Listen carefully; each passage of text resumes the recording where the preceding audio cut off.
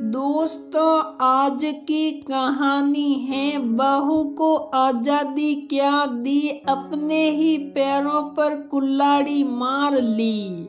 दोस्तों, कहानी शुरू करने से पहले अगर आपने हमारे चैनल को सब्सक्राइब नहीं किया है तो सब्सक्राइब कर लीजिए ताकि आपके पास पहुंचे हर नया वीडियो।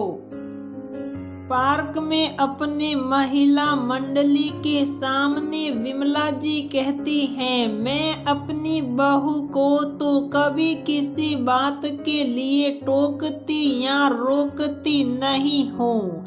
मेरी तरफ से उसे पूरी आजादी रहती है। अरे मैं आजाद ख्याल की सास हूँ, कोई पुराने जमाने की सास थोड़ी हूँ। उनकी सहेली आबाजी बोली, देखना कहीं आपका ये आजादी वाला ख्याल आप पर ही भारी ना पड़ जाए। जहां बहू सास के पैर दबाती हैं वहीं आपको बहू के पैर ना दबाने पड़ जाए। सारी महिलाएं जोर जोर से हंसने लगी। विमला जी बोली, आप ये भूल रही हो, बहू बहू होती है और सास सास ही होती है। मेरी आजादी का वो गलत फायदा उठाए ऐसा मैं कभी होने ही नहीं दूंगी। दूसरी महिला बोली, जब चिड़िया दाना सूख जाएगी और फुर से उड़ जाएगी तब आप कर भी क्या लोगी। वो बोली, अरे मैंने उसको घर में अपने तरीके से रहने पहनने और घर को संभालने की आजादी दी है, तो क्या गलत किया है। जैसे मैं आप लोगों के साथ यहाँ बैठती हूँ वो भी अपना घर में कभी कभी सहेलियों को बुलाती हैं, पर घर भी तो संभाल लेती हैं। मेरे लिए कोई काम नहीं रखती हैं। थोड़ी देर में विमला जी की बहू वहां आई और बोली, मम्मी जी आपका खाना बनाकर रख दिया है।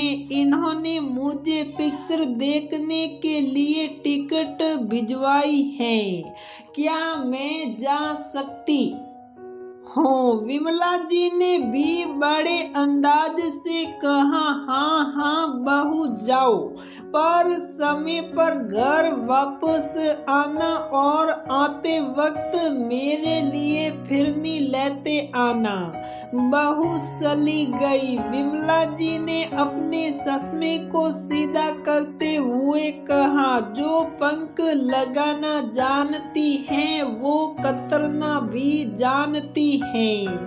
आप चिंता मत करो, मैं सास के नाम को खराब नहीं होने दूंगी। सभी महिलाएं उनकी बातों का मजा ले रही थी। विमला जी अक्सर घर की सारी जिम्मेदारी बहू पर छोड़कर महिला मंडलियों के साथ इधर उधर घूमती रहती थी।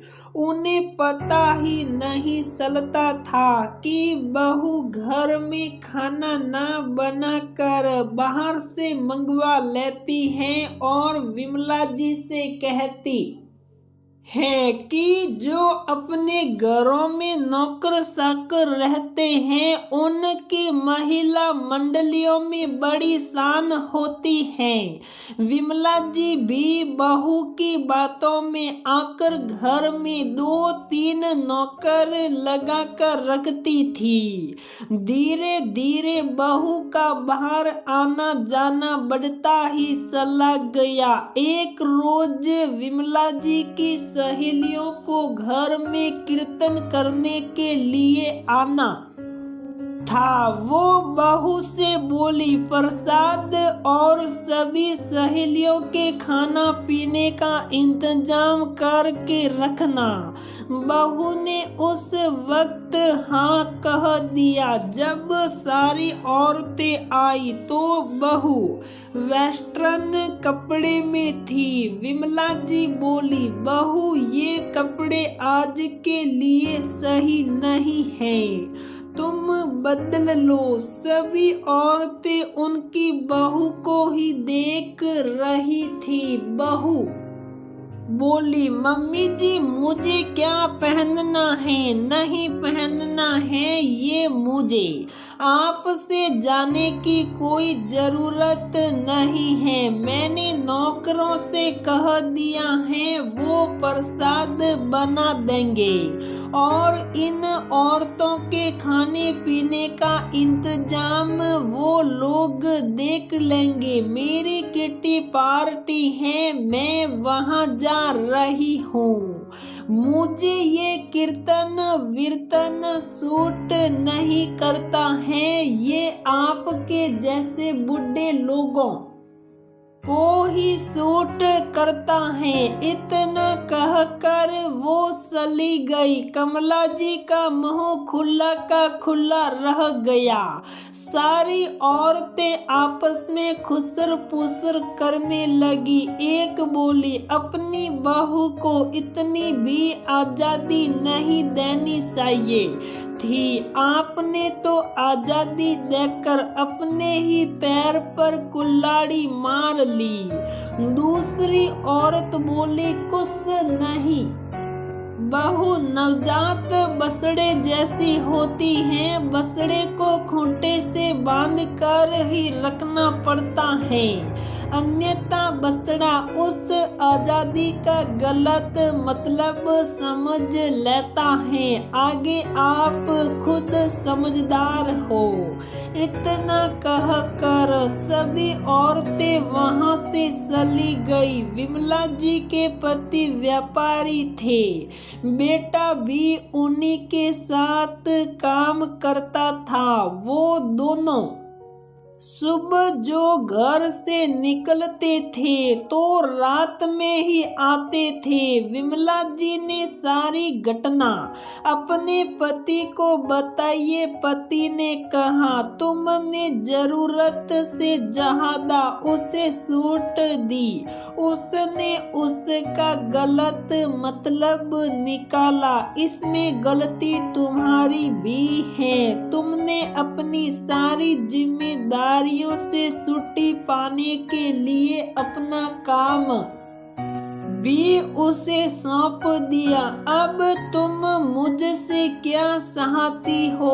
विमला जी बोली, मैं अपनी गलती के लिए आपसे माफी चाहती हूँ। मैं अपनी गलती और सारी जिम्मेदारियों को फिर से ठीक करना चाहती हूँ। बस आपसे मदद की उम्मीद करती हूँ। मैं जैसा जैसा आपसे कहती हूँ, बस कृपा करके इतना कर दीजिए। फिर विमला जी ने अपने पति के साथ मिलकर एक योजना बनाई। अगले दिन सुबह जब विमला जी का बेटा दुकान पर जाने लगा तो पिता बोले, तुम्हें दुकान पर जाने की जरूरत नहीं है। बेटा बोला, क्यों पापा, मुझसे कोई गलती हो गई? विमला जी बोली, गलती तो तुम्हारी पत्नी ने की है, जो उसने समाज के सामने मेरी नाक कटवा दी है। बेहतर होगा तुम दोनों अपने रहने खाने का इंतजाम कर लो।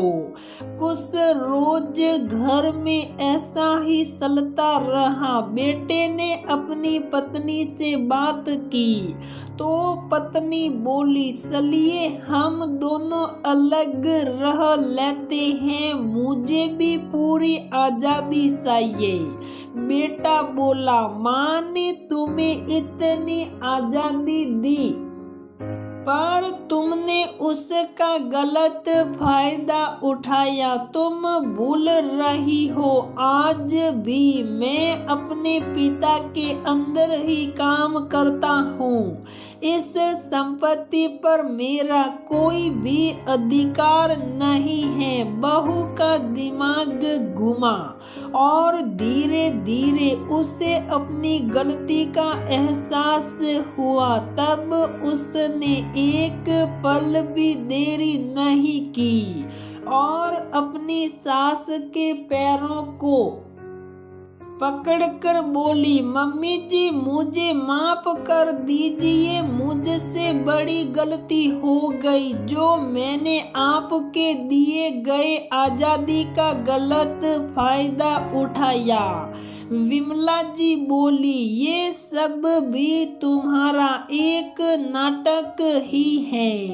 बेटा बोला, नहीं माँ, ये अपनी बातों के लिए बहुत शर्मिंदा है। मैंने इसे समझा दिया है, आगे से ये कोई भी गलती नहीं करेगी। विमला जी और उनके पति हंसने लगे। बेटा बहू दोनों उनको देखकर हैरान था। विमला जी बोली, बहू मुझे तुम्हें कोई सबक नहीं सिखाना था, बस ये समझाना था कि अपनी आजादी का गलत फायदा मत उठाओ। तुम्हारी इस गलती में मैं भी बराबर की हिस्सेदार हूँ। अपनी जिम्मेदारी तुम्हें देकर मैंने भी आजादी का गलत फायदा उठाया था। माँ बाप बच्चों को खुद से अलग करके उन्हें नहीं बल्कि अपने आप को भी सजा देते हैं, तो मैं ये सजा तुम लोगों को कभी नहीं दूंगी। वो आगे बढ़ी और बहू को गले लगा ली। धीरे धीरे सब ठीक हो गया। विमला जी और उनकी बहू को अपनी गलती और जिम्मेदारियों का एहसास हो गया। उन्हें देखकर बाकी महिलाओं को भी ये सबक मिला कि बच्चों को जरूरत से ज्यादा आजादी देकर अपने ही पैरों पर कुल्हाड़ी नहीं मारनी चाहिए। दोस्तों, बहू भी तो बेटी जैसी होती है। अगर एक सास उसे बेटी जैसी आजादी दे सकती है तो क्या उसे सुधारने के लिए कुछ नए तरीके नहीं अपना सकती हैं? क्योंकि बच्चों को आजादी का मतलब भी तो समझाना माता पिता का कर्तव्य होता है।